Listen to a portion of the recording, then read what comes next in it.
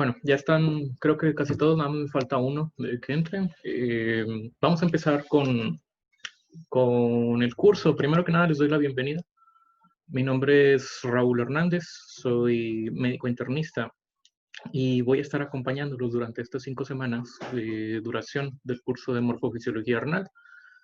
Durante el curso, como ustedes ya saben, vamos a estar viendo los detalles de la anatomía y particularmente de la fisiología del sistema urinario, en- enfocándonos únicamente en la función normal o en la función regular de este sistema. No vamos a adentrarnos mucho en las cuestiones patológicas.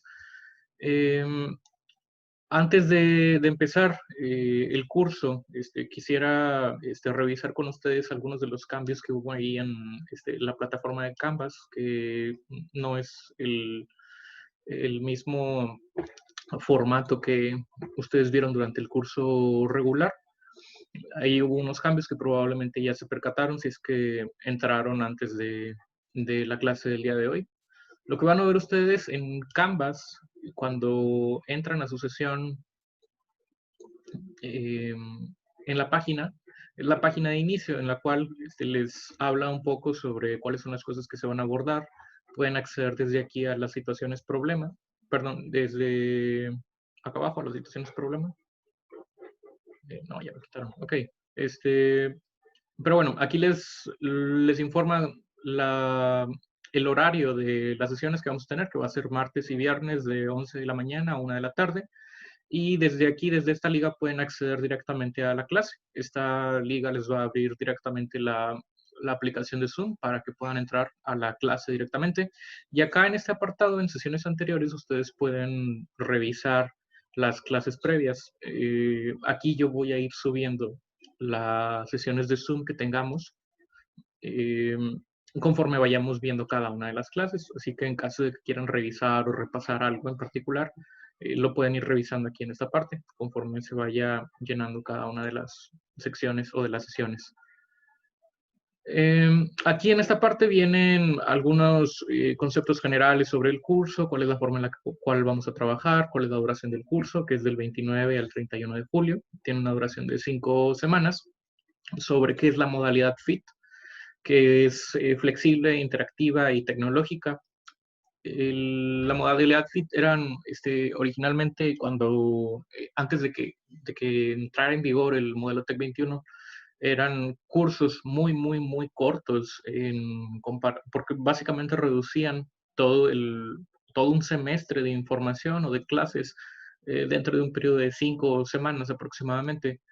Entonces, es muy diferente al FIT o al modelo FIT que tenemos en este momento, ya que, o sea, realmente en esta situación, en este curso de verano, no vamos a reducir el contenido. Bueno, no se reduce el contenido, más bien no vamos a reducir el tiempo que tenemos dedicado para cada uno de los contenidos o para cada uno de los objetivos, porque finalmente su curso de morfofisiología renal ustedes lo llevan ya en 5 semanas. Entonces básicamente vamos a dedicar el mismo tiempo o la misma cantidad de tiempo para cada uno de los objetivos. Entonces, en ese aspecto no hay tanto cambio. Em, lo otro, los fines de aprendizaje, esto simplemente les avisa o más bien les comenta sobre lo que tenemos que hacer en cada una de las sesiones. De forma ideal, ustedes tienen que revisar el material previo a la sesión, ver cuáles son los objetivos que se van a revisar en cada una de las clases, leer en alguno de los libros de texto o en algún artículo sobre esos objetivos que vamos a revisar. La realización del quiz, esto ahorita vamos a ver si lo vamos a realizar antes o después. Después vamos a tener propiamente la clase y resolver dudas y ver las situaciones problema y las actividades que tengamos que realizar. El listado de contenidos, aquí ustedes van a encontrar únicamente las, los fines de aprendizaje o los conceptos, teorías que vamos a ir viendo o revisando, que en este caso va a ser la morfología renal, los procesos renales básicos, incluyendo la función glomerular, entre otras cosas, la función tubular, etcétera. Y Bibliografía, esto es para que vean, digo, probablemente ya lo saben, el libro que vamos a utilizar como libro base es el Tortora. Em, Se pueden utilizar otros libros como el Gannon de Fisiología y el Guyton, y principalmente, que son los libros que normalmente se utilizan para estudiantes de primero o segundo año de medicina. Obviamente hay libros ya un poquito más especializados sobre nefrología, pero no me gustaría atormentarlos con cuestiones más técnicas en este momento. Creo que esos son buenos libros en los cuales ustedes se pueden apoyar para leer las clases diarias. En cuanto al esquema de evaluación, esto ahorita vamos a hablar de esto un poquito más a detalle. Y contacta a tu profesor. Bueno, aquí van a encontrar mi correo electrónico y obviamente ustedes se pueden comunicar conmigo a través de esta misma plataforma de Canvas, por medio de mi correo electrónico, que lo van a encontrar aquí mismo. Y más tarde o la próxima clase les doy el, el remind también para que se puedan comunicar por ese medio. Aquí en la parte de anuncios van a encontrar normalmente si hay algo urgente que tenga que decirles o algo que haya olvidado yo avisarles durante las clases. Normalmente lo vamos a encontrar aquí en esta parte. En la sección de contenidos vamos a encontrar cada uno de los temas que vamos a revisar durante el curso, separado por semanas. Durante la semana 1, por ejemplo, vamos a ver sobre anatomía macroscópica y microscópica. Vamos a hablar sobre la situación problema 1. Vamos durante la semana 2 sobre los procesos básicos renales, incluida la función glomerular y la filtración glomerular. La tercera semana vamos a hablar de la función tubular. La cuarta semana de los compartimentos corporales, el agua corporal total y del equilibrio ácido-base. Y finalmente la última clase, la última semana, vamos a hablar un poco sobre la micción. En cada una de las sesiones sincrónicas que aquí les aparecen, les van a poner un poco de sobre cuánto dura la clase, etcétera. Y aquí mismo en contenidos ustedes van a encontrar también los quizzes semanales que vamos a estar haciendo. Ahorita están deshabilitados porque todavía no deben de contestarlos. Conforme vayan pasando las semanas yo los voy a ir habilitando y aquí es donde tienen que entrar para poder ingresar a cada uno de los quizzes. Aquí en calificaciones va a aparecer de forma desglosada o de forma detallada cada uno de los resultados de sus quizzes.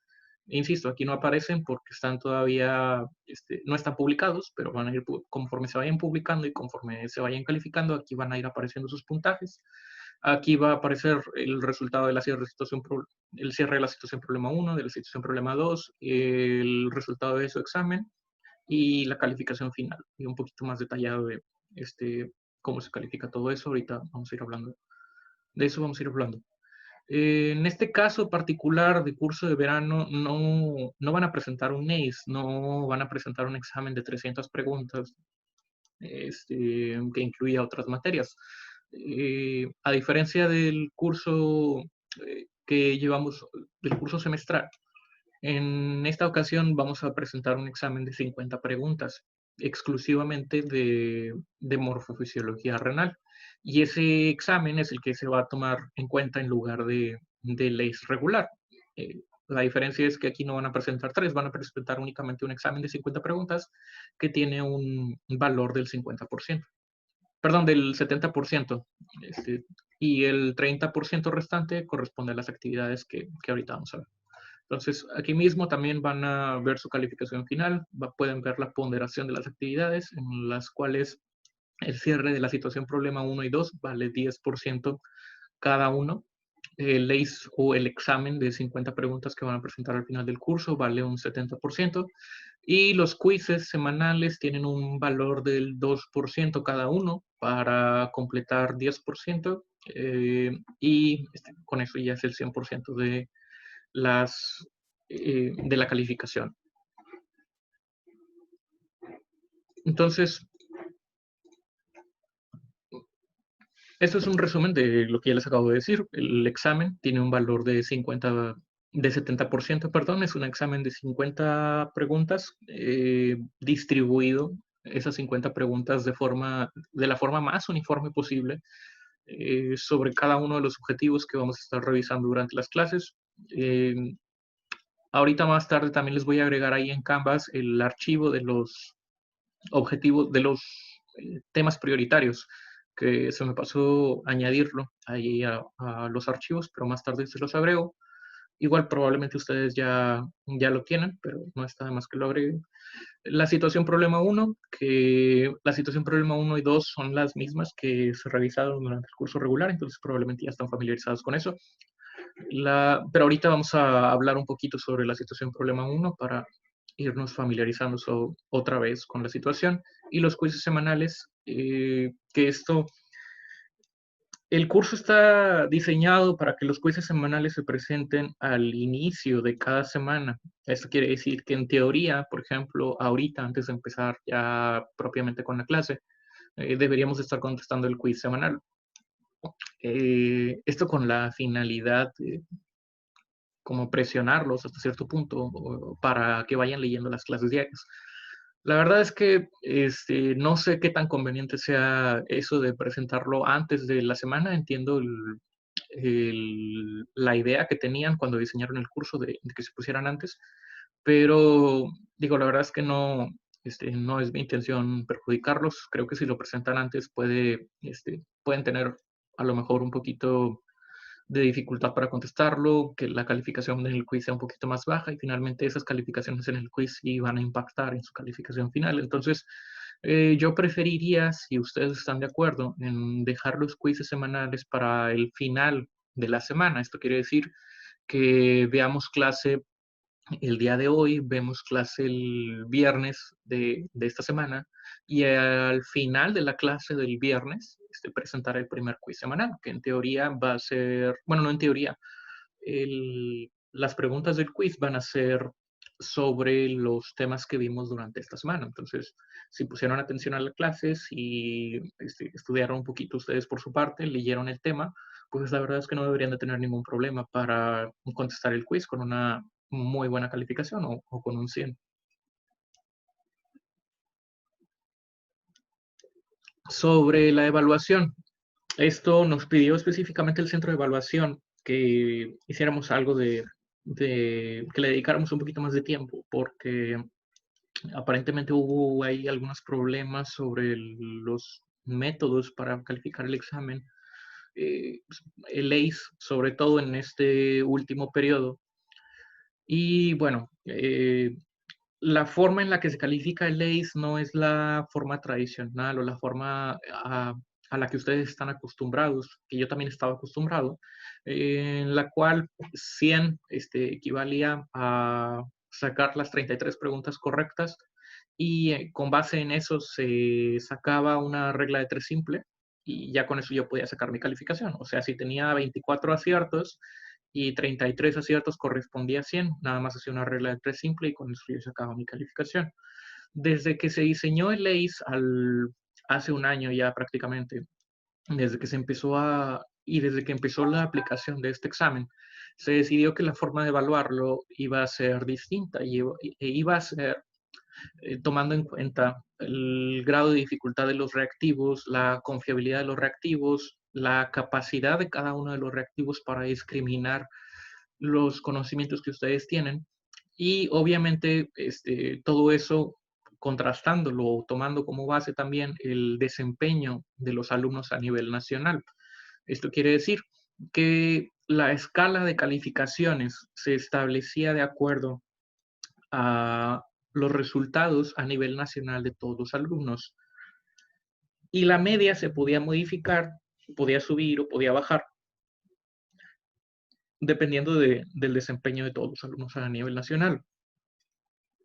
Sin embargo, esto en un principio fue muy útil porque, o más bien, fue muy beneficioso para ustedes, porque durante los primeros 6 lo que observamos fue que el grado de reprobación o el porcentaje de reprobación de los alumnos, si hubiésemos tomado como método de evaluación una regla de 3, era más del 50%. Esto quiere decir que más de la mitad de los alumnos hubieran reprobado, por ejemplo, el primer ACE que ustedes presentaron cuando llevaron la materia de sistema endocrino, control de energía, bases de la salud, etc.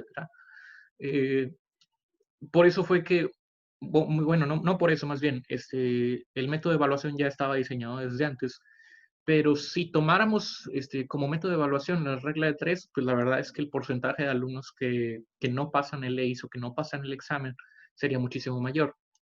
Por eso es que se estandariza en cada una de las pruebas y para cada materia en particular cuál va a ser cuál va a ser el número de aciertos que se consideren como aprobatorios para cada materia en específico. Esto quiere decir que, por ejemplo, para el LACE que presentaron, la cantidad de aciertos que se consideraron como aprobatorios para morfofisiología renal podía no ser el mismo en comparación con el de embriología o el de desarrollo emocional.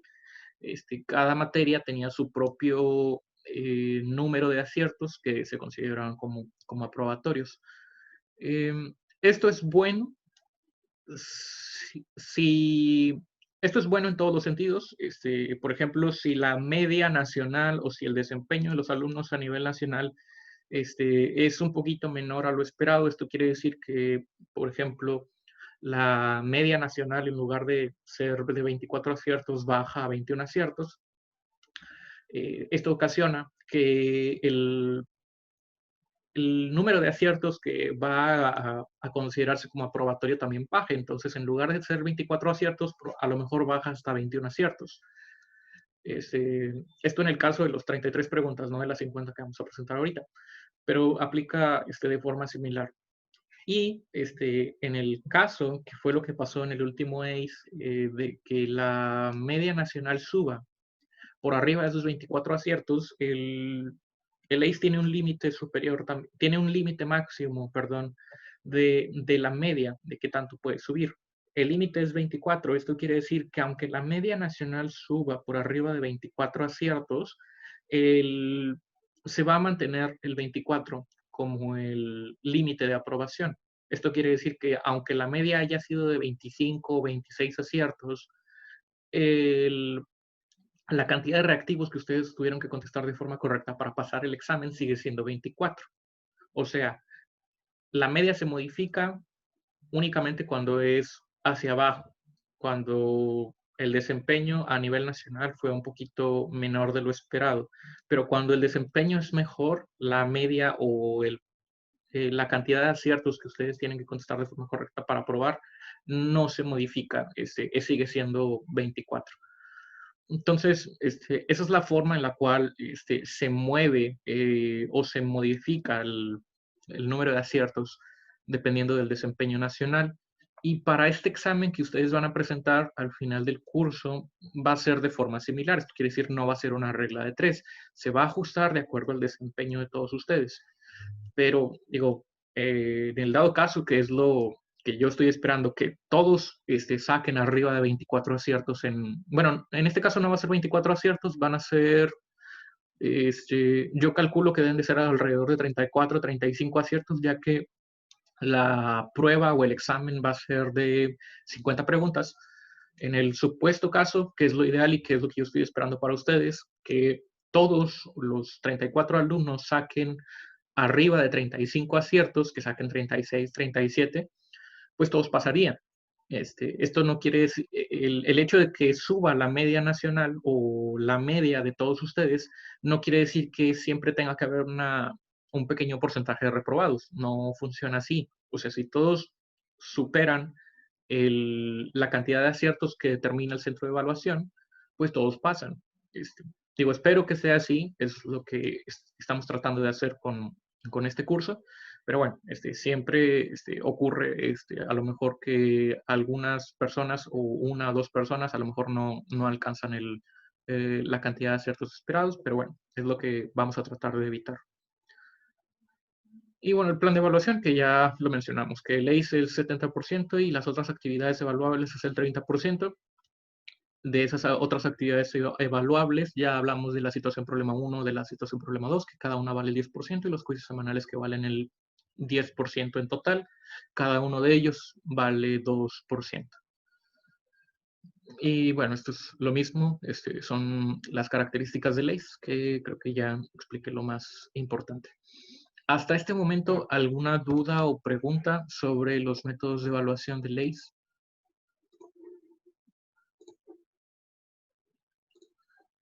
Muy bien.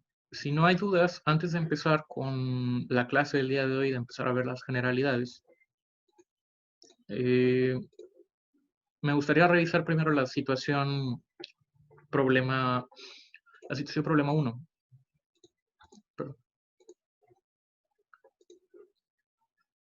Que van a encontrar ustedes aquí en Canvas. Lo más probable es que, bueno, en teoría ya debieron de haberla visto o ya deben de estar familiarizados con esta situación problema, pero sí me gustaría platicar con ustedes un poco al respecto. En este caso, lo que les pide es simplemente que contesten en un documento estas 5 preguntas que son basadas en este pequeño caso, que lo voy a leer y me gustaría, si es que tienen alguna duda al respecto, irla platicando o más bien para irlas resolviendo. El caso dice así, dice Gonzalo tenía 7 años y ha padecido infecciones de vías urinarias de repetición por reflujo vesículo-ureteral. Hay deterioro de la función renal, lo cual ha provocado que disminuya la función al 20% aproximadamente en uno de sus riñones. Después, ya que Gonzalo tiene 30 años, la función renal ha continuado disminuyendo de forma gradual, por lo que requiere una terapia de sustitución de las funciones de los riñones. Su hermano de 20 años eh, quiere saber si uno de sus riñones si sus riñones son sanos y ver si es que es posible donarle uno de ellos a Gonzalo. Las preguntas que ustedes tienen que contestar son qué implicaciones tiene vivir con un solo riñón, qué mecanismos fueron los que ocurrieron en los riñones de Gonzalo para que ocurriera la disminución del filtrado glomerular, cómo se mide el funcionamiento de los riñones, en general qué es lo que los riñones se encargan de hacer por nosotros y si es compatible con la vida tener un solo riñón. Antes de empezar con eso, me gustaría saber si tienen alguna duda en alguno de los términos que se mencionan en la situación problema.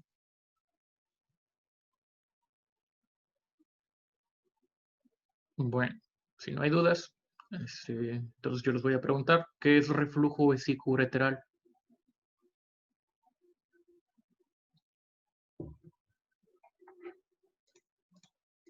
Es cuando la orina regresa de la vejiga por medio del ureter y pues puede llegar hasta el riñón, ¿no? Sí. Bueno, en los ureteres no había válvulas como tal, sin embargo puede haber ahí algún problema en la presión y hacer que regrese. Ok.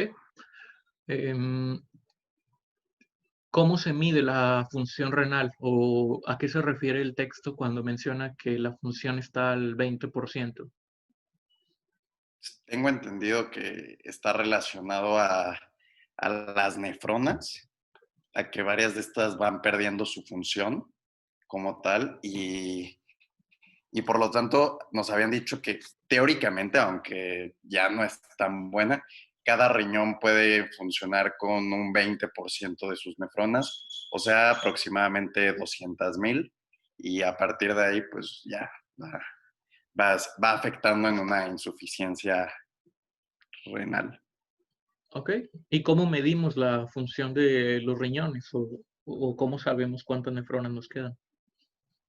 Con la tasa de filtración y Ok, con la tasa de filtración glomerular. Cuando una persona del área médica menciona un porcentaje,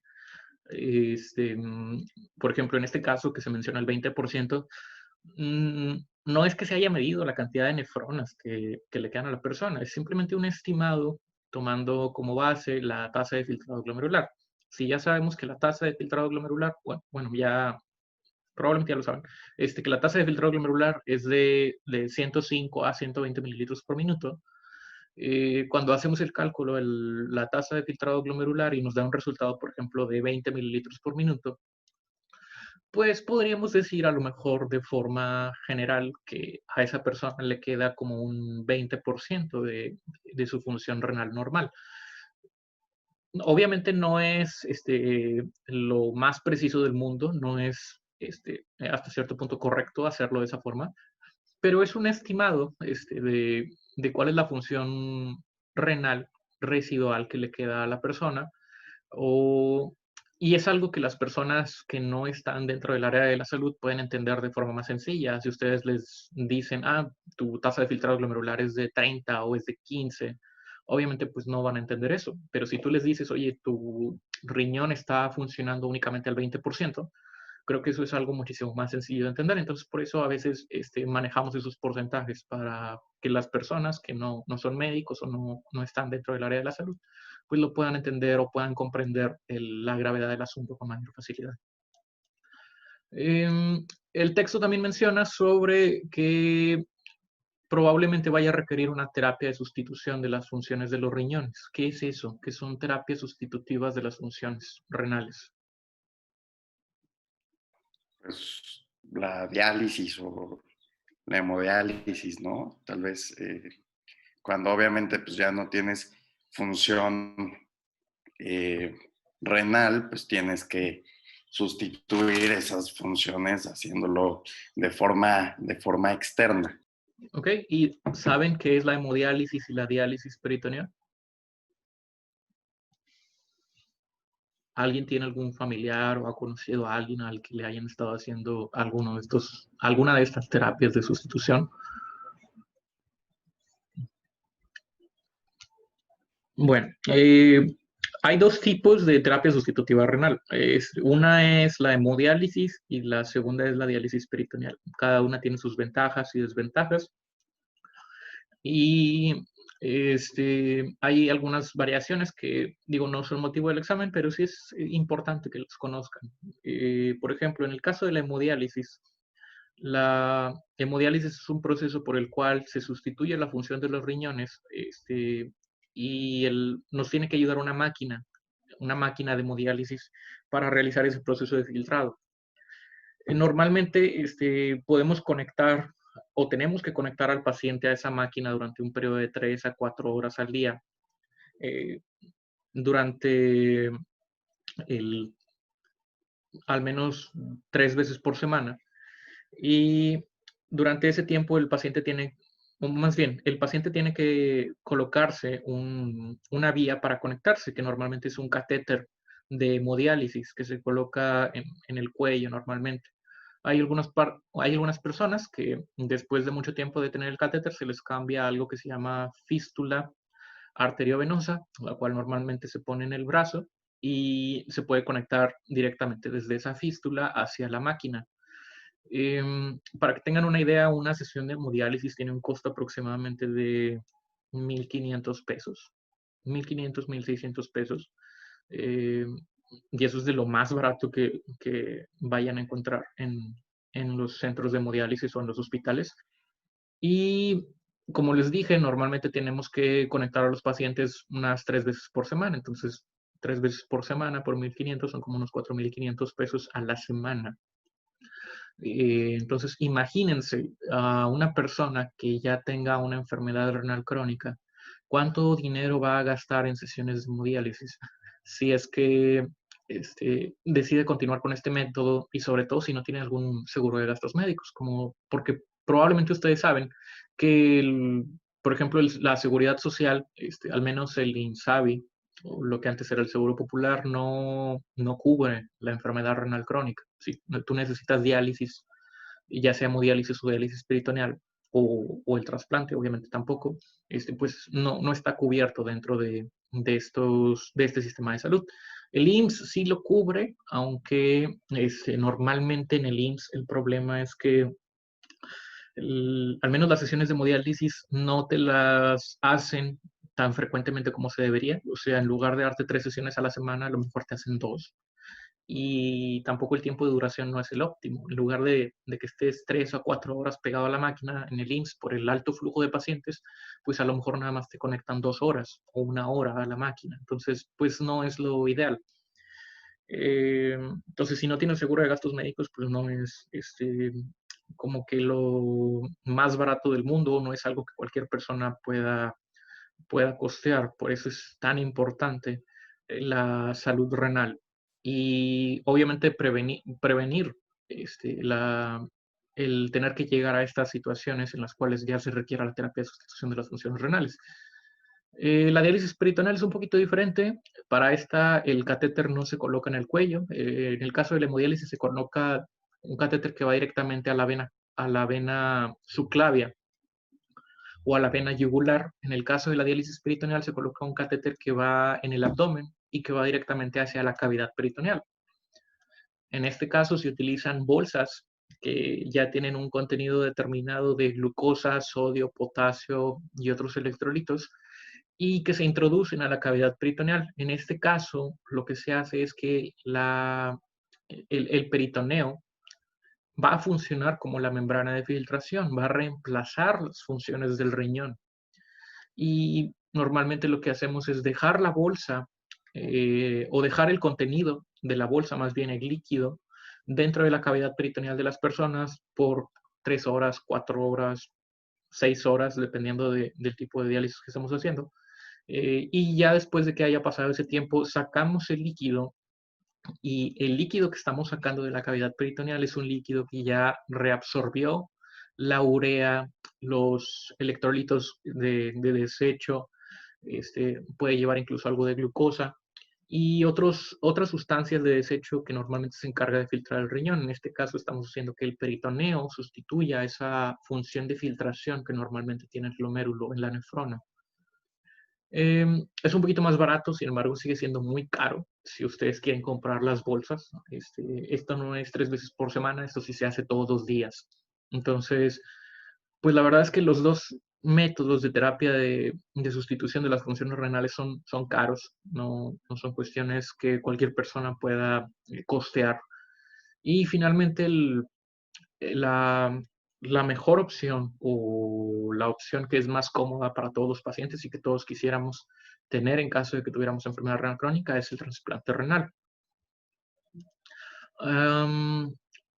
¿Qué implicaciones tiene vivir con un solo riñón? Si yo decido donar un riñón, puedo, ¿qué va a significar para mí eso? ¿Hay algún cuidado especial que tenga que tener o algo que tenga que hacer en particular? Pues se supone que como tal el riñón restante se hipertrofia y de alguna manera suple o complementa la función que hacía el otro riñón, logrando tener hasta como un 80% aproximadamente de la función que tenía el otro riñón, ¿no? Exactamente. Pero realmente, pues, cuidados, pues yo creo que lo normal, ¿no? O sea, la dieta y los cuidados que debe tener cualquier persona, o sea, de alimentación, ejercicio. Exacto, sí, no hay un cuidado especial, es el cuidado que cualquier persona con 1 o 2 riñones debería de tener, que es controlar el consumo de carbohidratos, controlar el consumo de sodio, mantener el peso dentro de los rangos normales, en el caso de que sea diabético o hipertenso, mantener bien controladas mis enfermedades crónico-degenerativas. Y es efectivamente, como lo dice Samuel, el riñón restante o el riñón que se queda normalmente es capaz de hipertrofiarse para alcanzar hasta un 80% de la función que tenían los 2 riñones. A lo mejor no alcanza el 100%, pero sí alcanza un 80% aproximadamente. Otras de las preguntas que tienen que contestar es qué mecanismos pudieron haber ocurrido en los riñones de Gonzalo para que haya disminuido de forma progresiva el filtrado glomerular. Obviamente esto tiene que ver con las infecciones de vías urinarias de repetición y el reflujo vesículo-uretral. Pero bueno, eso es algo que ya van a ustedes a abordar un poco más a detalle cuando contesten la situación. ¿Cómo midieron el funcionamiento? Creo que ya todos sabemos que la forma en la que se mide el funcionamiento de los riñones es a través de la medición de la tasa de filtrado glomerular. Lo que los riñones hacen por DIT, eso también lo vamos a ir viendo durante el transcurso de estas 5 semanas. Y si es compatible con la vida el tener un solo riñón, pues ya sabemos también que sí es posible. Bueno, entonces eso es básicamente la situación problema 1, que ustedes probablemente ya tienen contestada y que necesito que suban a Canvas para el final de la tercera semana de clases. Entonces tienen bastante tiempo si es que quieren revisarla antes de subirla a Canvas. Bueno, si ya no hay... ¿Individual? ¿Perdón? ¿Es individual? Sí, es de forma individual. Es individual. Cada uno de ustedes tiene que tener un archivo independiente. Ok, gracias. ¿El formato es libre? ¿Un docs, una presentación o cualquier cosa, doc? ¿O tiene que ser un documento, precisamente? No tiene que ser precisamente un documento de Word, puede ser una PPT o puede ser una infografía. Realmente no tengo problema con el formato de la situación problema. Puede ser cualquiera de esos, o si ustedes tienen otro, no hay ningún problema. Mientras se contesten las preguntas de la situación, que son estas 5, no tengo ningún problema. Ahora, aquí en la situación problema les pone también o les ponía en el curso unas referencias que normalmente eran artículos periodísticos o artículos de revistas. Por favor, no hagan copy-paste de esos artículos o de esas referencias que les ponen aquí en Canvas. Obviamente me doy cuenta porque ya he leído esos artículos de revistas. De lo que se trata esto es de que investiguen otras fuentes, de preferencia fuentes que sean con información fidedigna, que no sea ya sé que no usan eso, pero que no sea un rincón del vago o páginas similares, sino que sean de preferencia artículos o páginas oficiales de la WHO, de la asociación, de la ACI, o cualquier página que sea oficial de contenido médico. Nada más que no sean páginas así como muy interesantes o cosas de eso. Se los ponen ahí únicamente como una introducción o un inicio para que conozcan los conceptos más básicos de forma coloquial, pero no para que hagan copy-paste de ese texto y lo pongan ahí como su situación problema 1, porque digo, no les voy a poner 0 ni les voy a poner 50, pero definitivamente no les voy a poner 100. Entonces, nada más, échenle un poquito de ganas a la sección problema 1. La verdad es que es algo que no les va a tomar más de 20 minutos, 30 minutos. Digo, vale 10% de su calificación final. Yo creo que vale la pena dedicarle esos 30 minutos para hacer un buen trabajo y subirlo a Canvas. Entonces, ok, dime, Gabriela. Es que se me trabó. ¿Es en equipo o no? No, es individual. Ah, ok. Dale, gracias. Bueno, entonces, ya entrando a propiamente el contenido del curso, el día de hoy vamos a revisar las generalidades de la morfofisiología renal, vamos a ver anatomía macroscópica y si alcanzamos, empezamos a hablar también algo de anatomía microscópica. Primero, creo que nos podemos ir un poquito más rápido en esto, ya que la mayoría de ustedes ya están todos ya están familiarizados con el tema. ¿Cuáles son las funciones a grandes rasgos del riñón? ¿De qué se encarga o qué es lo que hace el riñón? Controlar la presión arterial. Ok, controlar la presión arterial. ¿Cómo hace eso el riñón? Por lo de, no tiene que ver con lo de ácido, lo de...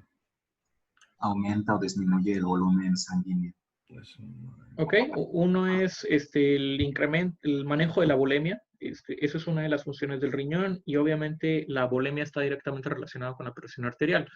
Hay un sistema específico que se encarga de regular la presión arterial que probablemente ya vieron el semestre. Renina, angiotensina, aldosterona. Exactamente, el sistema renina, angiotensina, aldosterona, del cual vamos a hablar más a detalle durante las siguientes clases.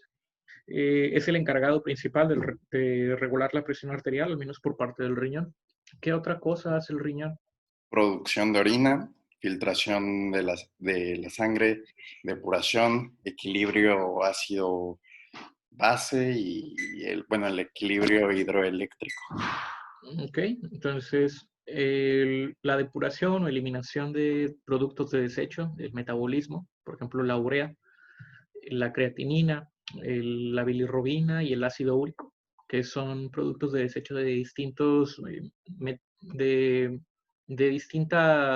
metabolismo de distintas proteínas o sustancias que se encuentran en el cuerpo. La creatinina es producto del metabolismo muscular, la bilirrubina de la hemoglobina, el ácido úrico de los ácidos nucleicos, etc. La regulación del pH, esto es la concentración de iones de hidrógeno. El riñón no es el único, pero sí participa de forma importante en la regulación del pH corporal normal.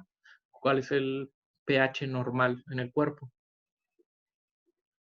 Alrededor de 7, de 7.35 a 7.45, porque tiene que ser similar al de la sangre, ¿no? Sí, el pH de la sangre normalmente debe estar en ese rango de 7.35 a 7.45. Ya sabemos que la escala del pH va de 0 a 14 y que el pH 7 se considera como el pH neutro, en el cual la concentración de iones de hidrógeno y la concentración de iones de hidróxido está en balance o se encuentra en la misma concentración. Lo vamos a ir viendo más a detalle también. Durante la cuarta semana vamos a hablar específicamente de la regulación del pH, la regulación de la presión arterial, como ya lo dijeron, a través del sistema renina-angiotensina-aldosterona principalmente, el balance hidroelectrolítico, ya que está muy relacionado el balance hídrico con el balance de electrolitos. El balance electrolítico de los principales electrolitos en el plasma, que es el calcio, el fósforo, el sodio, el potasio, el cloro, etc. Y el magnesio. La regulación de la bulimia, también ya lo mencionaron, el riñón participa también de forma muy activa en regular qué tanta agua hay en los diferentes compartimentos. Ya sabemos que los compartimentos se dividen a grandes rasgos en líquido intracelular y líquido extracelular, y el líquido extracelular se divide a su vez en líquido intersticial y líquido intravascular. El riñón participa en el mantenimiento de todo esto, de la cantidad de agua que hay en cada uno de estos compartimentos, de la producción de hormonas, como cuáles, qué hormonas produce el riñón. Carcitriol y ¿cómo se llamaba esta? Eritropoyetina.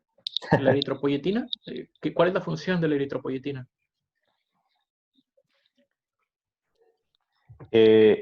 Bueno, este va a estimular la producción de glóbulos rojos. Principalmente es la que se encarga de estimular la formación o la creación de nuevos eritrocitos. ¿Y el calcitriol? ¿Qué es el calcitriol? Es la forma activa de la vitamina D. La forma activa de la vitamina D, que ya sabemos que su precursor se produce en la piel por actividad de la luz ultravioleta o de la luz solar, y que va sufriendo una serie de transformaciones hasta que el riñón lo convierte en la forma activa, que es el calcitriol.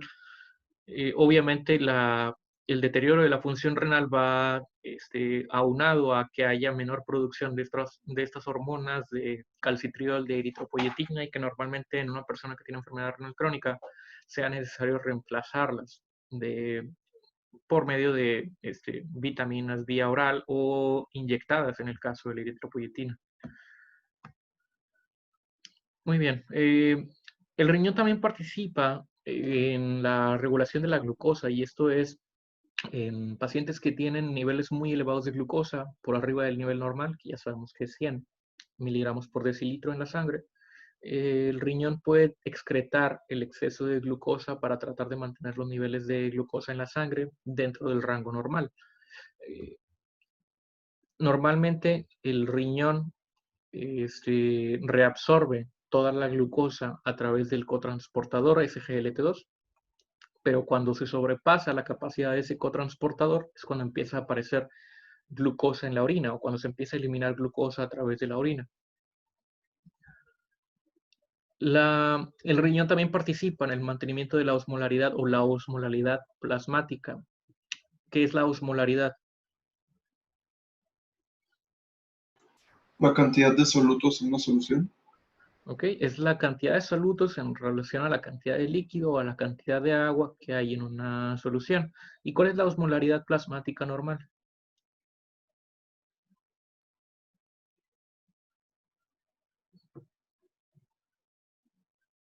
De 290. De 290 a 300, hay algunos libros que mencionan hasta 275 a 300, pero más o menos andan en ese rango. Si incrementa la osmolaridad plasmática, llegamos a un estado hiperosmolar. Si baja la osmolaridad plasmática, llegamos a un estado hipoosmolar. ¿Alguien se acuerda de cómo se calcula la osmolaridad plasmática? ¿O cómo sé cuál es mi osmolaridad plasmática? ¿Cuáles son los principales electrolitos o solutos que participan en darle la osmolaridad al plasma? Pues sería el sodio, glucosa. Ok, el sodio, la glucosa, ¿qué otra cosa? ¿Cloro y bicarbonato? El cloro sí, el bicarbonato, la verdad es que la concentración de bicarbonato no es tan importante, no participa de forma tan activa en la osmolaridad. ¿Qué otro?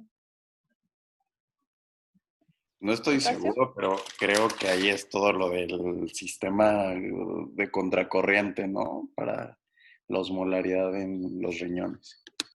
El sistema de contracorriente modifica la osmolaridad a nivel tubular. Esto quiere decir en el líquido tubular. Eso lo vamos a ver muy a detalle cuando lleguemos a mecanismo de contracorriente, pero no participa directamente en el mantenimiento de la osmolaridad del plasma.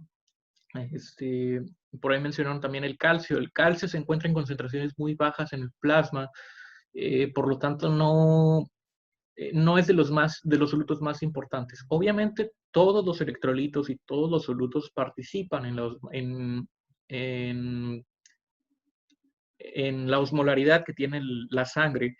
Sin embargo, por la concentración de cada uno de ellos, pues unos participan más que otros. Los principales son el sodio, el potasio, la glucosa y el nitrógeno de la urea. Y esa es la fórmula para la osmolaridad calculada.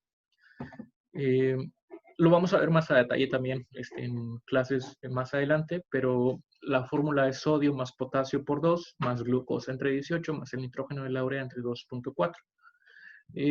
Lo cual, si ustedes reemplazan eso con los valores normales de cada uno del sodio, potasio, glucosa y el PUN, debe darles aproximadamente un 298.5 milimoles. Igual, esto lo vamos a ver más adelante. Ahorita nada más lo pongo como generalidades, no se lo tienen que aprender ahorita. Pero sí es importante que sepan cómo se calcula la osmolaridad, cuáles son los principales solutos que le dan la osmolaridad al plasma, porque cuando empecemos a ver ya compartimentos y esas cosas, creo que bueno, antes de eso, cuando lleguemos a mecanismo de contracorriente, sí es importante que sepan cómo la modificación del sodio, de la glucosa en los líquidos corporales va a modificar de forma importante la cantidad, la osmolaridad, ya sea del plasma o del líquido tubular. Bueno, esas fueron las generalidades. Más bien, vamos a ir revisando todas estas de forma detallada, con excepción de la producción de hormonas. Al menos dentro de los objetivos de este curso, no vamos a ver de forma detallada la forma en la cual el riñón convierte la vitamina D en su forma activa, que es el calcitriol, ni la producción de eritropoyetina. Al menos dentro de los objetivos del curso no vamos a revisar eso. Pero todo lo demás sí lo vamos a revisar. La regulación de la glucosa, la regulación de la bulimia, la regulación de la presión arterial, del pH, el mantenimiento de la osmolaridad, etc. Todo eso está dentro de los objetivos de este curso. Muy bien, si no hay dudas de generalidades del sistema urinario, vamos a empezar a ver la anatomía renal. Son cosas muy básicas que vamos a revisar. Ya sabemos que los riñones son dos órganos que se encuentran a los lados de la columna vertebral, que tienen forma de alubia o forma de frijol, que tienen un color rojizo, medio pardo, y que se encuentran en la región retroperitoneal. Esto quiere decir que están por atrás del peritoneo. Se encuentran a ambos lados de la columna vertebral y vamos a ir viendo algunas de las relaciones anatómicas que tienen con otros órganos y con otros sitios específicos de la cavidad abdominal. Primero que nada, sí me gustaría revisar algunos conceptos importantes. Por ejemplo, la irrigación de los riñones está dada por ramas que vienen directamente de la aorta abdominal. ¿Se acuerdan cuáles son los tres arterias principales que salen de la aorta?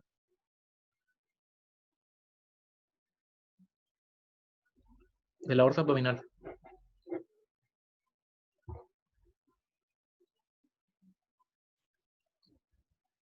Muy bien. Es el tronco celíaco, la arteria mesentérica superior y la arteria mesentérica inferior. Esas son las tres ramas principales de la aorta abdominal. En este caso, la arteria mesentérica superior es nuestra principal referencia, ya que más o menos a este nivel es de donde salen las arterias renales, la arteria renal izquierda y la arteria renal derecha.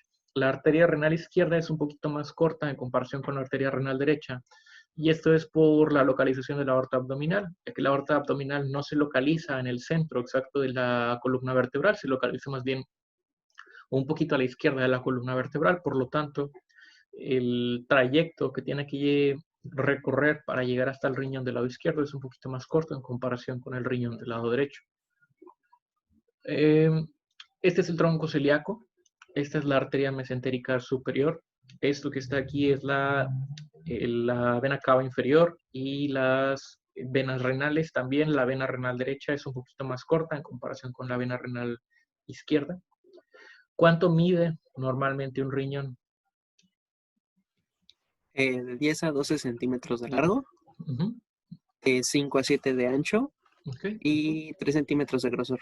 Aproximadamente, 10 a 12 centímetros de ancho, 5 a 7 de largo y 3 centímetros de grosor. Muy bien.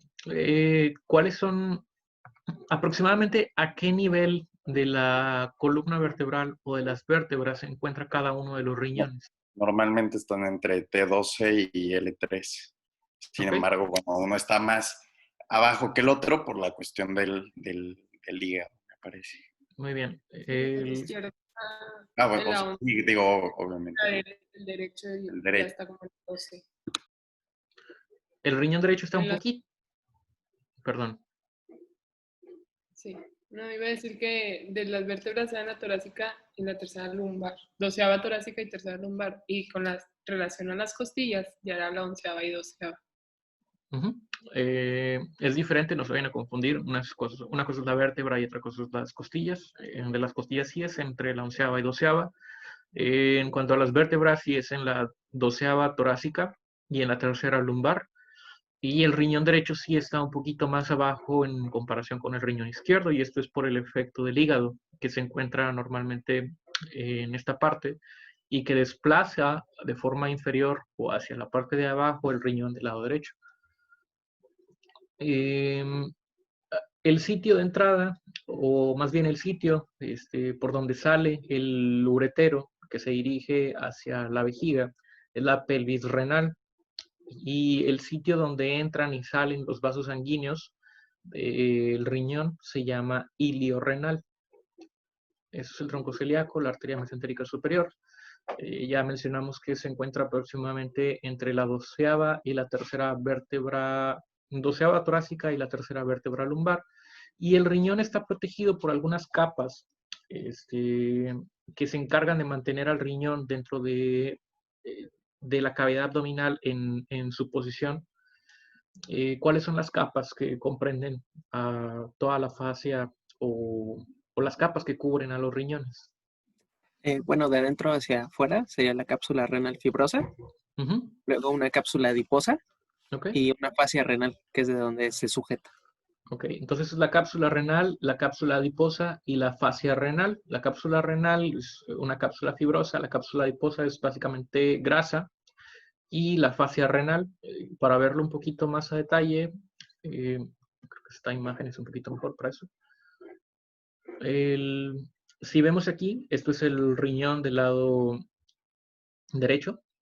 En este caso, la capa que está más proximal o en la porción más interna, pegada prácticamente al riñón o a la corteza renal, es la cápsula renal o la cápsula fibrosa renal, que es aquí esta línea que les está señalando, la capa más interna de la fascia renal.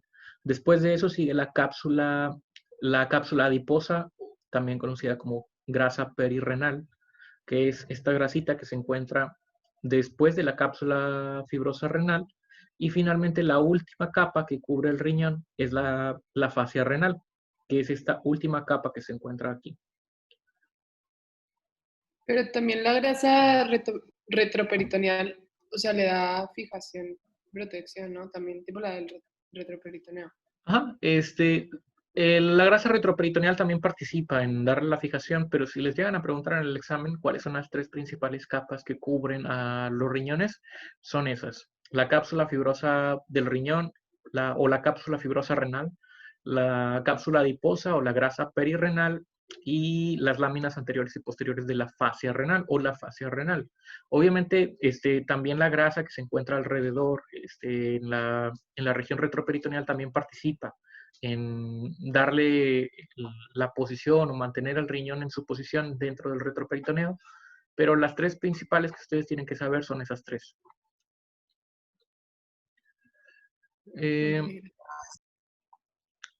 Entonces, el ilio, como ya mencionamos, es el sitio por el cual entran y salen los vasos sanguíneos, por el cual entra la arteria renal y por el cual salen las venas renales.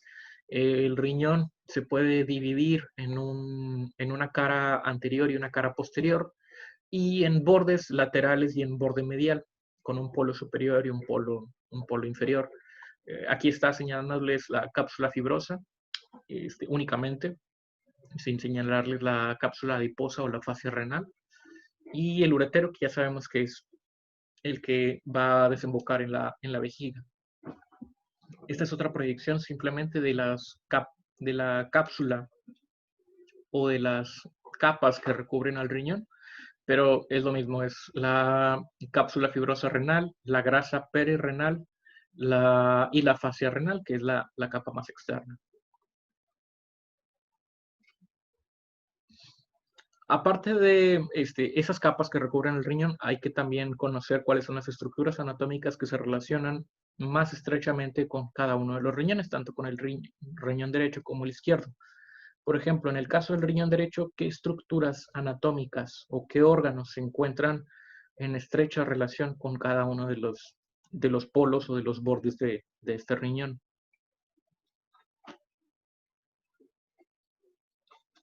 ¿El polo superior no es con el hígado?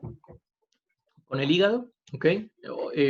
Antes del hígado está otra estructura o otra glándula de la cual ustedes aprendieron durante el primer semestre. ¿No es el duodeno? Que es la glándula suprarrenal. Ajá. La glándula suprarrenal está en estrecha relación con los riñones derecho e izquierdo. En el polo superior del riñón está muy estrechamente relacionado con el hígado.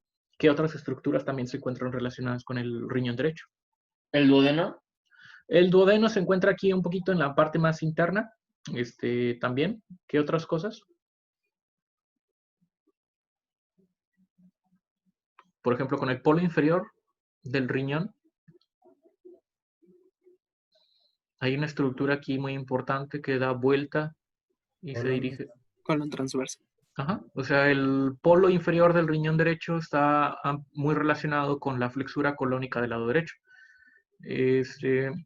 Perdón, está un poquito más arriba y en la parte más inferior con el intestino delgado. Pero aquí básicamente es donde está la flexura colónica del lado derecho, continúa con el colon transverso y después con el colon descendente. En el caso del riñón del lado izquierdo, ¿qué estructuras se relacionan? Ya dijimos la glándula suprarrenal, pero ¿qué otras estructuras?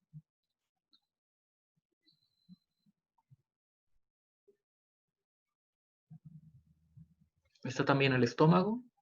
En esta parte, en la parte interna del polo superior, está el vaso, también en el polo superior, pero del lado lateral. En la parte medial interna del riñón del lado izquierdo también encontramos la cola del páncreas. En la parte inferior está también la flexura colónica del lado izquierdo y del otro lado el yeyuno. Entonces, si lo vemos ya en una imagen un poquito más decente, el riñón del lado derecho, y dijimos que está en estrecha relación con la glándula suprarrenal del lado derecho, el hígado también en el polo superior, el duodeno, como lo mencionaron por ahí, en la parte interna del riñón del lado derecho, la flexura colónica del lado derecho y el intestino delgado acá en el polo inferior. Por el riñón del lado izquierdo, también la glándula suprarrenal. el estómago, el vaso, la cola del páncreas, que aquí es lo que alcanzamos a ver en esta parte, y el colon descendente, o más bien la flexura colónica del lado izquierdo, que se continúa con el colon descendente. Entonces, esas son las principales estructuras anatómicas que están relacionadas con cada uno de los riñones. Esto es lo que mencionaban también hace un momento, que se relacionaban los polos superiores con las costillas, con la onceava y con la doceava costilla. Y estas relaciones sobre todo con algunos de los músculos principales que se encuentran ahí en la cavidad abdominal. No se lo tienen que aprender, me interesa sobre todo que se aprendan qué relación tiene con los órganos, no tanto con los músculos, pero es simplemente para que lo tengan ahí. Muy bien, continuando con la anatomía macroscópica, sin entrar todavía ya a la nefrona y las partes de la nefrona, vamos a hablar un poco sobre los cortes sagitales del riñón y de las principales estructuras que se encuentran en el interior del riñón. Para empezar, el riñón se divide a grandes rasgos en dos porciones que varían un poco en su color, una parte que es más externa y una parte que es más interna. ¿Cómo se llaman? La corteza y la corteza y la médula. Muy bien. ¿Y cuál es la diferencia entre la corteza y la médula? ¿O cuáles son las principales diferencias de estos dos? Pues primero la irrigación. Ok, la irrigación. Y la función porque básicamente gran parte de la función se hace en la parte de la corteza, pero ocupa pasar por la parte medular. Muy bien. ¿En dónde se encuentran las nefronas? ¿En la corteza o en la médula? Tenemos nefronas corticales y medulares. Sin embargo, son mayoría las corticales sobre las medulares, un aproximado de 80-85% las corticales y el restante son medulares. Ok. ¿En dónde se encuentra el glomérulo de la nefrona? La corteza. En la corteza. O sea, en la médula no hay glomérulos. Lo único que hay ahí es la porción tubular de algunas nefronas, no de todas. Como ya bien mencionaron, hay nefronas corticales y hay nefronas yuxtamedulares, cuyas asas de Henle alcanzan a perforar o a avanzar hasta las porciones más internas de la médula. En cambio, las corticales puede que únicamente se queden en las porciones más externas de la médula renal o que incluso ni siquiera entren, que se queden únicamente en la corteza renal. Pero bueno, como ya bien mencionaron ustedes, el riñón se divide en corteza y en médula. La corteza es la parte más externa o es la parte que se encuentra por afuera y la médula es la parte más interna. La médula renal está separada por unas columnas o por unas porciones de tejido que son corteza renal. Estas columnas o estos porciones de tejido tienen un nombre. ¿Alguien se acuerda cómo se llaman? Columnas renales. Ok, columnas renales. A veces los libros lo manejan con otro nombre, que es un nombre propio. ¿Alguien se acuerda cómo? Las columnas de Bertin. ¿Qué es lo mismo? Columnas renales o columnas de Bertin, que son básicamente sinónimos. Pero estas columnas son porciones de tejido de la corteza que se introducen entre las pirámides medulares. Esto quiere decir que si les preguntan en el examen si las columnas de Bertin o las columnas renales son parte de la corteza o de la médula, la respuesta es que son parte de la corteza. Muy bien. Entonces, aparte de las columnas de renales, hay otras porciones de la médula que así como hay corteza que se extiende hacia la médula, hay médula que se extiende a la corteza. Aquí no lo puse, se me olvidó la verdad, pero esas porciones de la médula que se extienden hacia la corteza se llaman rayos medulares. La mayoría de los libros de texto la verdad es que no los menciona o los menciona de forma muy superficial. Y en la mayoría de las imágenes ni siquiera te los ponen. Pero, digo, si se los llegan a preguntar, nada más que sepan que los rayos medulares son porciones de la médula que se extienden hacia la corteza. Continuando con el resto de la anatomía, la corteza, a su vez, aparte de estar separada de la médula renal, se divide en una zona cortical externa y una zona yuxtamedular interna. Y esto es básicamente lo que define el nombre de cada una de las nefronas que se encuentran. En la zona cortical externa están las nefronas corticales y en la zona yuxtamedular interna están las nefronas yuxtamedulares las nefronas yuxtamedulares, que como bien mencionaron, las nefronas corticales se encuentran en mayor proporción, en un 80% aproximadamente, y las yuxtamedulares se encuentran únicamente en un 20% en relación al total de nefronas del riñón. Ahora, en la médula renal, ¿qué estructuras? Ya dijimos que se encuentran la porción tubular de la nefrona, pero específicamente, ¿qué porciones de los túbulos se encuentran en la región medular o en la médula renal? El asa de Henle. Ok, el asa de Henle. La porción descendente del túbulo proximal. ¿Sí, proximal? No, el túbulo proximal no. El túbulo contorneado proximal ese se encuentra en la corteza. No, contorneado proximal, no, perdón. La porción descendente del asa de Henle y la porción ascendente delgada. O sea, el asa de Henle, principalmente, tanto la porción ascendente y la porción ascendente, principalmente de las nefronas yuxtamedulares, pero ¿qué otra estructura que no forma parte, estrictamente hablando, de la nefrona, pero que también es túbulo? ¿Túbulo colector? El túbulo colector. Y el túbulo colector ya sabemos que desemboca en la porción más profunda de la médula renal, en una estructura que se llama papilas renales. En las papilas renales. Ok. Entonces, las pirámides renales son las porciones de médula renal que constituyen la porción interna de cada uno de los riñones.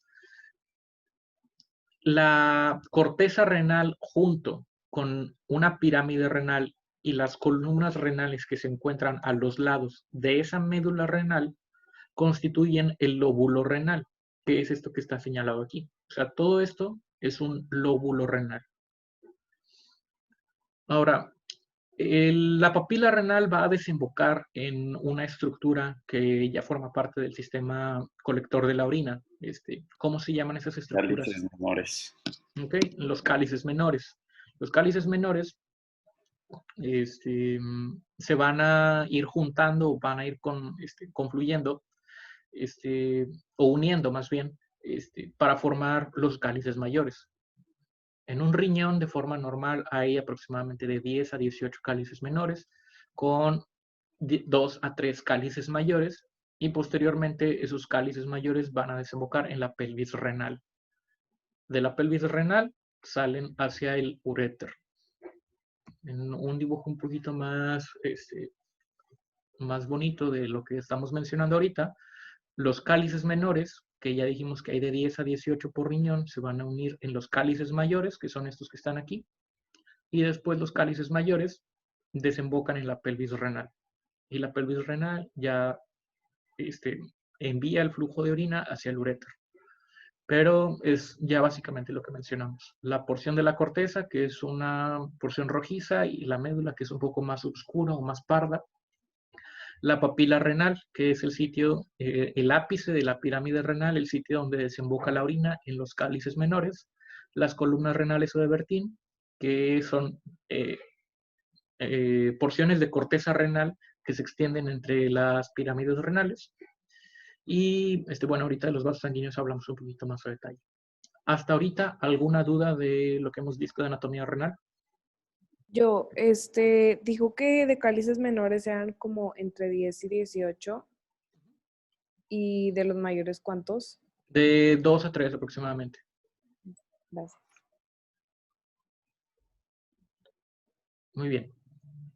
En cuanto a la irrigación, ya sabemos que el hílido renal es el sitio por el cual van a entrar los vasos sanguíneos y van a salir las venas renales. Por aquí es por donde entra la arteria renal y por donde sale la vena renal. Las arterias renales, al entrar por el hilio, llegan a un sitio que se llama seno renal, que es el mismo que están señalando acá en estas partes.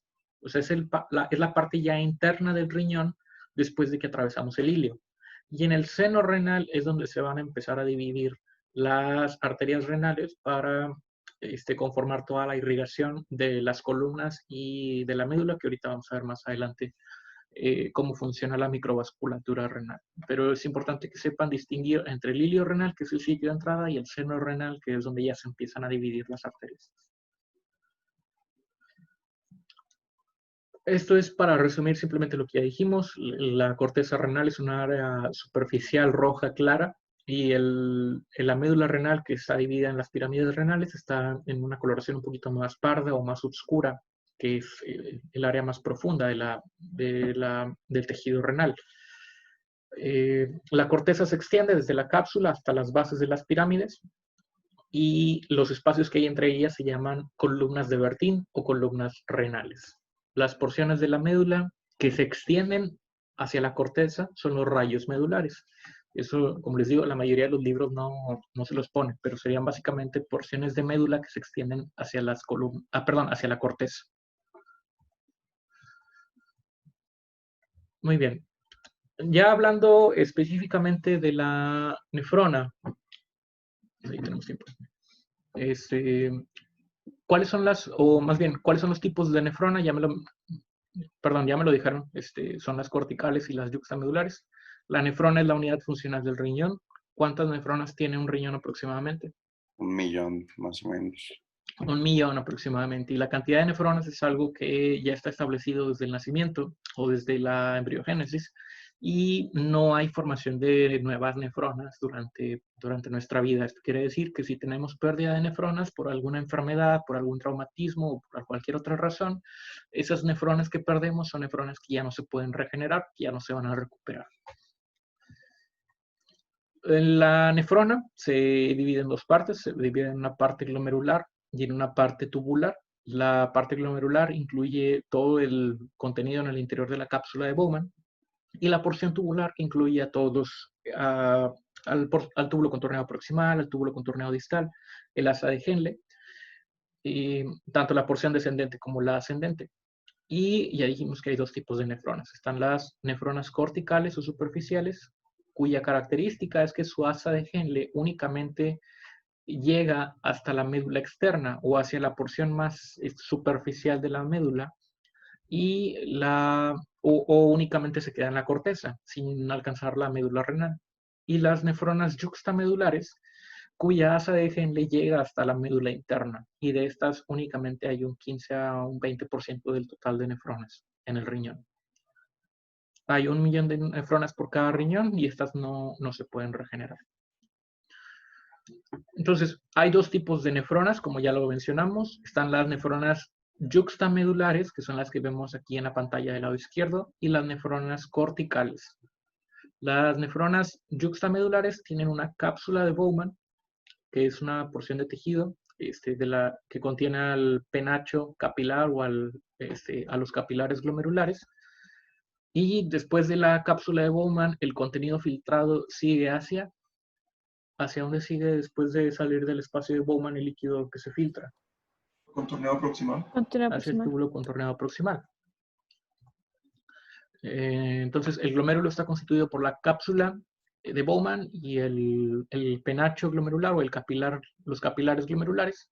Después sigue el túbulo contorneado proximal. Después, ¿hacia dónde pasa el líquido tubular? El asa de Henle. Al asa de Henle, que hay una porción delgada descendente y hay una porción delgada ascendente del asa de Henle.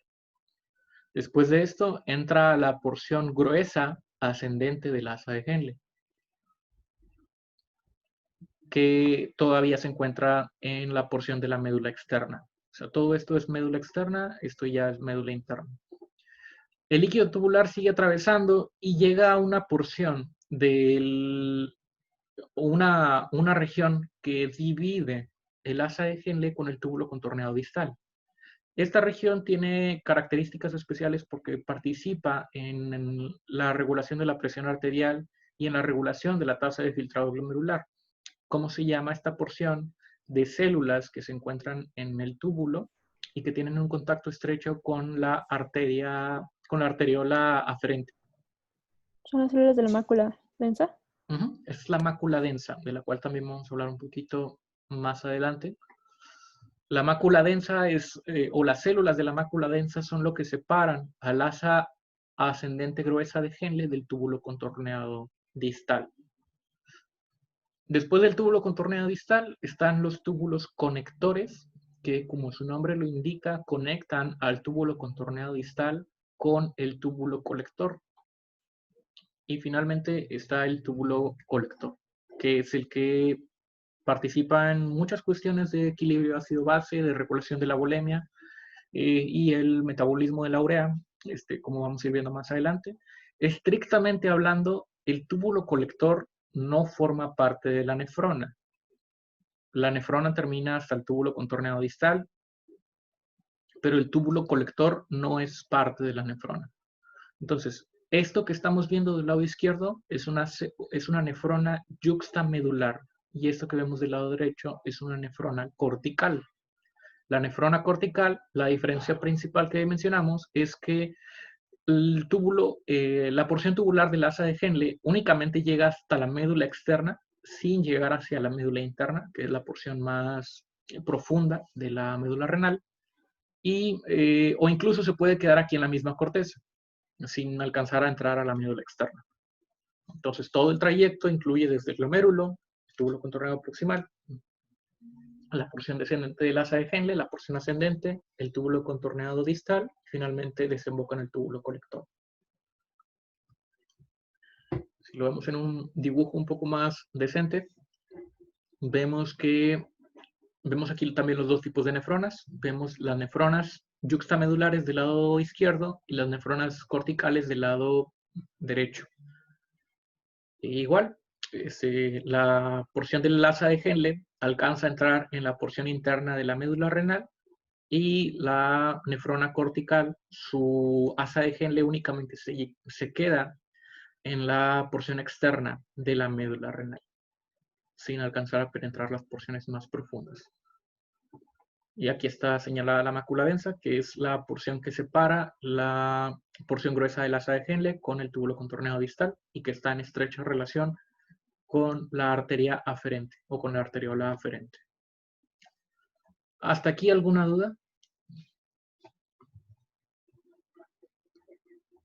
Muy bien. Entonces, las nefronas ya sabemos que se localizan, o más bien el glomérulo de la nefrona se localiza en la porción de la corteza renal, y la porción del asa de Henle es la que penetra en la médula renal, o en la médula renal o en las pirámides renales.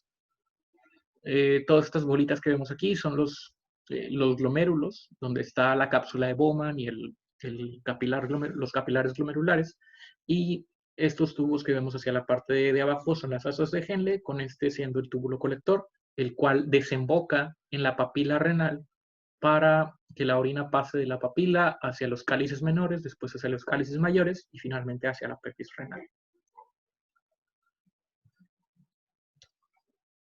Muy bien. ¿Hasta aquí alguna duda? Ok. Si no hay dudas, entonces vamos a continuar con algo de la microvasculatura renal. El riñón tiene una irrigación que viene directamente desde la arteria renal, que ya dijimos que es una rama directa de la aorta abdominal, aproximadamente al nivel de la arteria mesentérica superior. La arteria renal, al entrar por el hilio renal, se va a dividir primero en arterias segmentarias. Las arterias segmentarias son las que se encuentran en el seno renal, y posteriormente estas arterias segmentarias se van a dividir en arterias interlobares. Las arterias interlobares van a pasar a los lados de las pirámides renales, o más bien van a atravesar las columnas renales o las columnas de Bertin, para formar posteriormente las arterias arcuatas. Las arterias arcuatas se encuentran en las bases de las pirámides renales. Entonces, entra la arteria renal por el hilio renal. A nivel del seno renal, la arteria renal se divide en arterias segmentarias, que son estas. Las arterias segmentarias posteriormente se dividen en arterias interlobares. Las arterias interlobares penetran por las columnas renales o por las columnas de Bertin, y se convierten en arterias arcuatas en la base de la pirámide renal. En la base de la pirámide renal, sé que está muy feo el dibujo, pero ahorita les pongo algo un poquito más descriptivo. En la base de la pirámide renal ya dijimos que está la corteza, esto es la médula, y esto es la base de la pirámide renal. Aquí tenemos a la arteria arcuata, es esa que está aquí. Después de, o más bien, la arteria arcuata se va a convertir en otra arteria. ¿Cómo se llama esa arteria después de la arteria arcuata? Radiada cortical. La radiada cortical, también conocida como arteria interlobulillar. Dependiendo del libro que ustedes estén leyendo, es lo mismo. Si se los mencionan como interlobulillares o radiada o cortical radial, es lo mismo. Después de eso...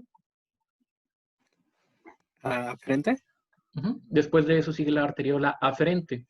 Y la arteriola aferente es la que va a entrar al interior del glomérulo y va a formar el penacho capilar. Después está el glomérulo y finalmente están las arteriolas eferentes. Ahora, las arteriolas eferentes tienen dos vías para continuar su trayecto, que puede ser uno por los vasos rectos, que es en el caso de... bueno, primero están los capilares peritubulares, que puede ser los capilares peritubulares. Los capilares peritubulares tienen la característica de que se van a encargar de irrigar o llevar la irrigación sanguínea a los túbulos que se encuentran en la corteza renal, por ejemplo, el túbulo contorneado proximal o el túbulo contorneado distal.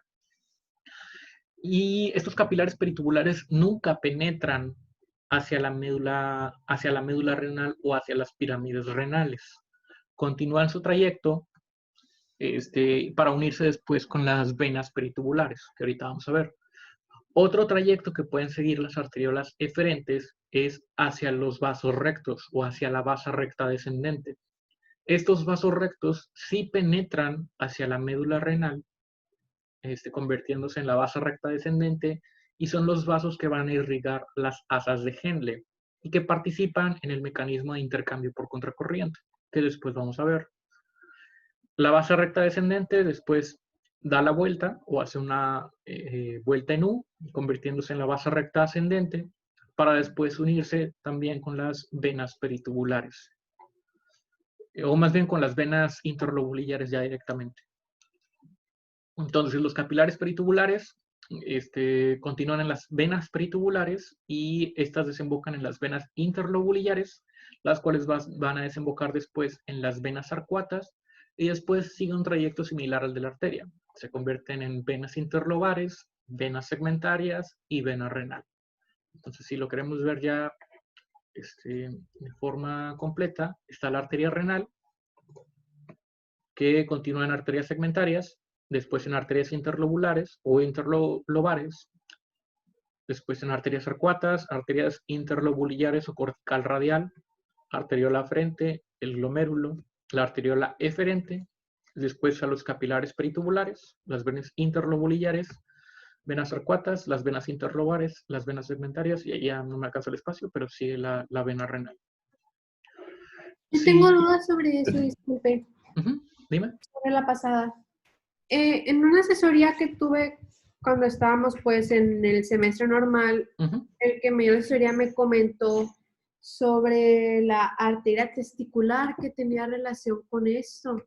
Y me quedé como, pero ¿por qué? Y me lo puso como que junto con la arteria renal, como que iba antes, después, no sé, y me confundió. Ok, las estructuras del testículo sí tienen una estrecha relación con las arterias renales, bueno, no con las arterias, con las estructuras renales, y esto es por la cuestión de la embriología. Las estructuras del riñón se forman en muy estrecha relación con los testículos. De hecho, la inervación incluso de los testículos comparte una relación también muy estrecha con la del riñón. Es en parte por eso que cuando un hombre en algún momento de su vida tiene dolor testicular, a veces el hombre lo puede referir como dolor en la fosa renal. Y eso es por esa estrecha relación embriológica que hay entre el riñón y el testículo. la arteria testicular es una rama de la arteria renal, pero finalmente eso es fuera del riñón. O sea, estamos hablando de... o sea, por acá. Ajá. Es antes siquiera de que entre al ilio renal. Entonces, o sea, sí está relacionado, pero para fines de este curso, olvídense de la arteria testicular. No tiene absolutamente nada que ver con lo que vamos a ver. ¿Ok? O sea, Sí, si lo quieren ver como algo aparte, está bien, pero para fines del curso no les vamos a preguntar nada de la arteria testicular, no se preocupen. Doctor, yo tengo otra duda. Dime, Samuel. Mencionó de los vasos rectos y la verdad no recuerdo el nombre, pero habíamos visto en clase que dependía el tipo de nefrona que era. Algunas iban a los vasos rectos, la mayoría, pero había otras que iban a otros vasos que no eran los rectos. Ok, tú estás hablando de las arteriolas eferentes, supongo. Las arteriolas aferentes, ya dijimos que vienen de las arterias interlobulares o de la cortical radial y entran al glomérulo. Hasta ahí estamos bien.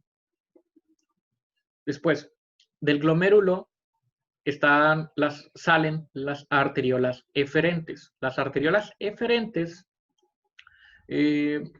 hago un paréntesis, hay que separar las estructuras entre vasculatura o microvasculatura y nefrona.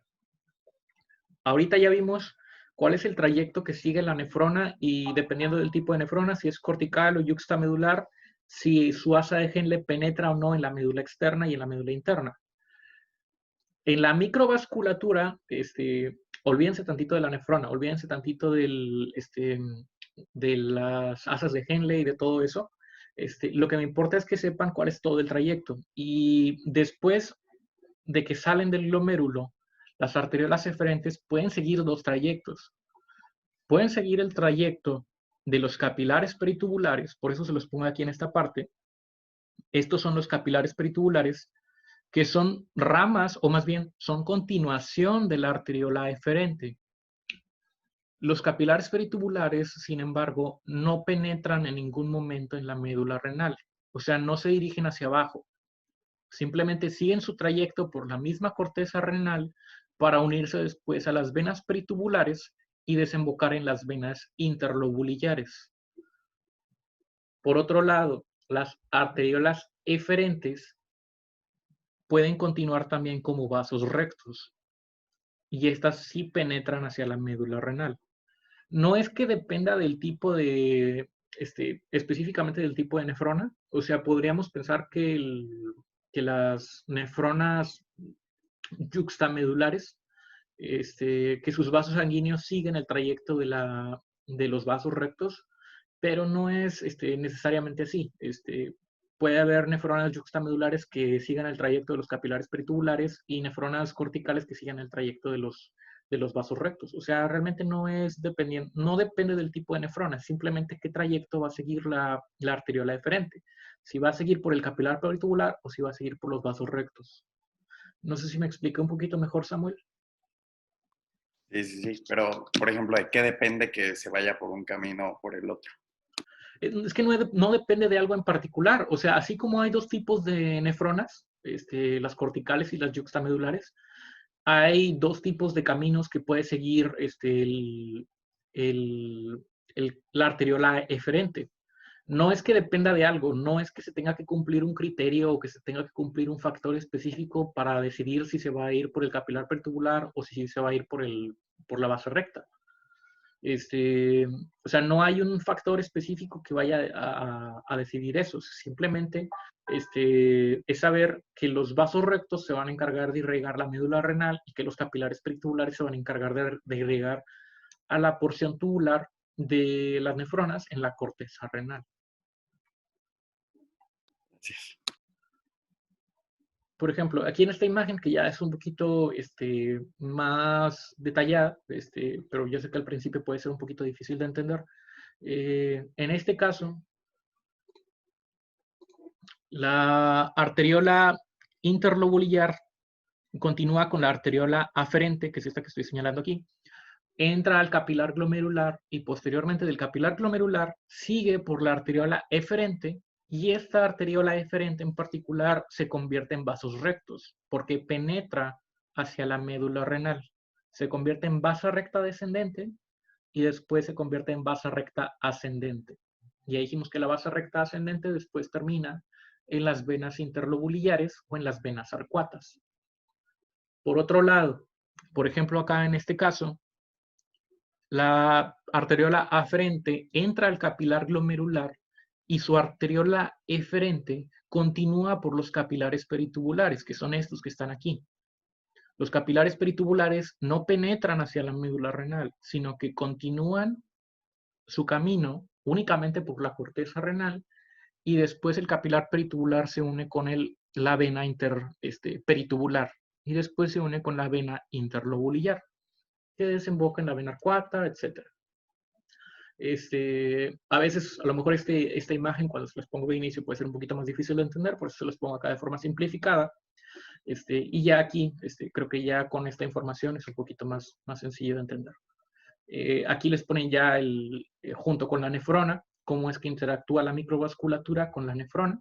En este caso en particular, la nefrona yuxtamedular, su arteriola eferente continúa por la vasa recta descendente. Y en este caso, les pone el ejemplo de una nefrona cortical, cuya arteriola eferente continúa por los capilares peritubulares. Bueno, ¿hasta aquí alguna duda de lo que hemos visto de microvasculatura renal?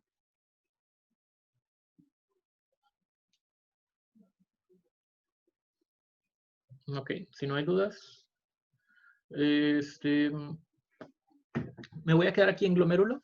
Al cabo, creo que vamos bastante bien de tiempo. Nada más nos falta ver glomérulo y luego ya empezamos a ver los mecanismos de filtración. Creo que vamos bastante bien de tiempo en ese aspecto. Si ya no hay dudas respecto a lo que hemos visto hasta ahorita de clase, de lo que vimos de generalidades o de lo que vimos sobre los métodos de evaluación o de Canvas, los estaré viendo el siguiente viernes, igual a las 11 de la mañana. Durante el transcurso del día de hoy o mañana subo esta clase ahí a Canvas para que esté disponible en caso de que quieran revisar algo en particular.